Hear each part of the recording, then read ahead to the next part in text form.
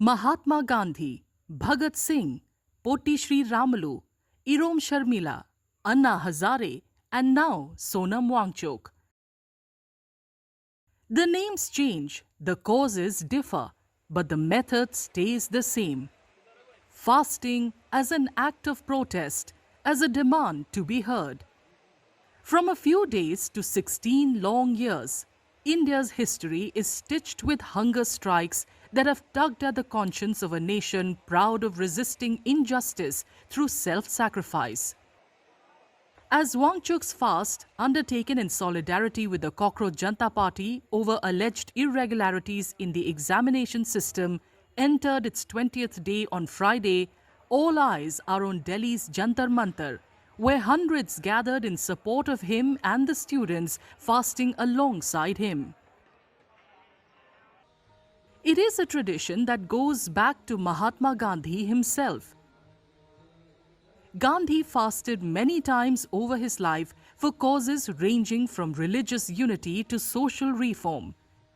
His last fast came shortly before he was assassinated in 1948. But for him, the fast was never only about pressure, it was about intent. Well, Gandhi had a very different view. Gandhi, as you know, developed this strategy of hunger strike during the anti-colonial movement. He had a different understanding of hunger strike as not only putting pressure on the governments and on the powers that be, but he also saw it as a sense of self-purification to make one's own intentions clear. And he thought that arguments don't make intentions clear. The preparedness for suffering does. So fasting was that kind of a self-purificatory act to express one's purity of one's own intent, something like saf niyat. That philosophy of fasting, rooted in moral conviction and non-violence, became one of Gandhi's defining principles. Mahatma Gandhi, of course, we talked about Hindu tradition, and he believed strongly in Hindu traditions. So, the basic purpose or the basic objective or conviction is that if the person pursuing it, uh, mm, uh, you know, kind of pains himself or does not pain himself by going on fast, not hurting others. It uh, combines with the philosophy of non-violence that Mahatma Gandhi pushed. Gandhi's method found its most consequential echo in Potti Sreeramulu, a staunch Gandhian who in October 1952 began fasting for a separate Telugu-speaking state, a demand Prime Minister Jawaharlal Nehru had long resisted. On the 58th day, Sri Ramalu died. The region erupted, and out of that upheaval, the government was forced to carve out Andhra Pradesh. A man, through the sheer will of starvation, redrew the map of a nation.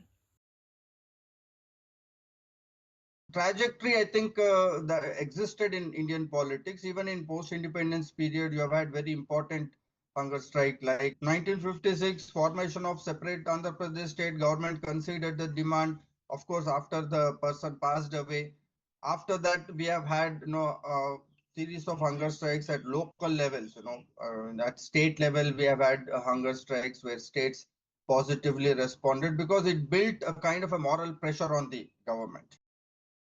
In pre-independence India, the names of Bhagat Singh, Batukeshwar Dutt and Jatindranath Das are remembered for leading a hunger strike in 1929 to improve prison conditions where they were held for the killing of John Saunders.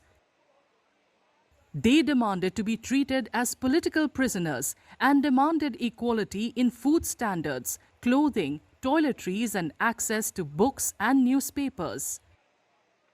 First hunger strike was not by Mahatma Gandhi. It was in 1929 by Bhagat Singh and his colleagues in the jail. And well recorded, very distinctly recorded, that Bhagat Singh's strike, hunger strike, led to prison reforms. So, he was able to change a lot of things in the prison where he was kept. One of the most notable hunger strikes in recent times was undertaken by environmentalist G.D. Agarwal in June 2018.